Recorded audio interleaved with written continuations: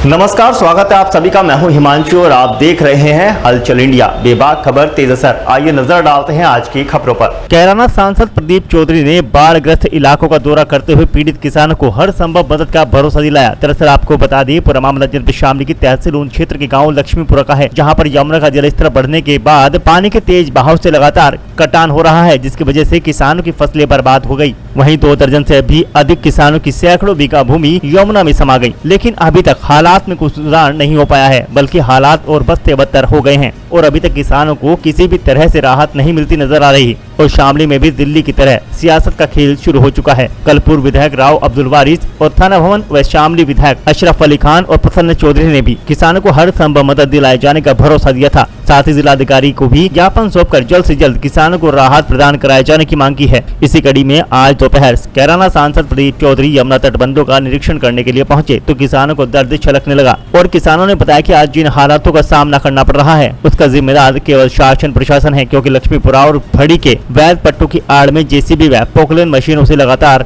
खनन किया जा रहा है, जिसकी वजह से यमुना के तटबंध पूर्णतः क्षतिग्रस्त हो चुके हैं। बल्कि भारी मात्रा में किए गए अवैध खनन से यमुना की धार का रुख ही बदल दिया है और कई बार ग्रामीणों व किसानों द्वारा बरसात के समय में बाढ़ के खतरे की आशंका जाहिर करते हुए प्रशासन से रेत खनन बंद कराए जाने की मांग की गई थी, लेकिन प्रशासन लगातार किसानों व ग्रामीणों की अनदेखी करता रहा। और फिलहाल कैराना सांसद प्रदीप चौधरी के द्वारा किसानों को जल्द से जल्द हर संभव मदद दिलाए जाने का भरोसा दिया गया है।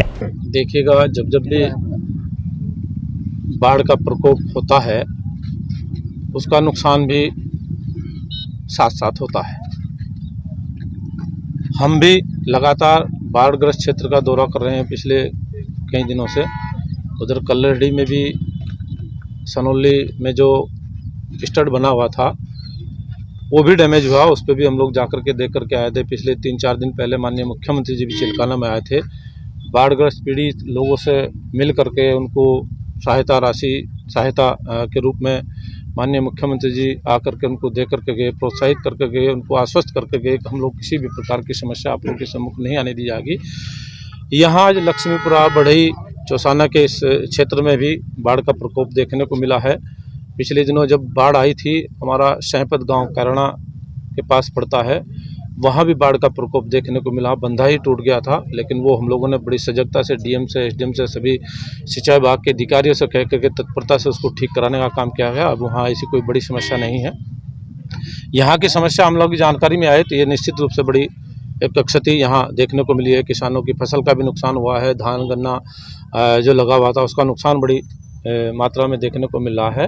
तो यहाँ सिंचाई विभाग के भी अधिकारी आप लोगों ने देखे हुए हैं, वो लगातार इस काम को पूरा करने के लिए आश्वस्त करने का काम कर रहे हैं। हम लोग जितना भी जल्दी कंट्रोल उसको कर सकें करने का प्रयास कर रहे हैं।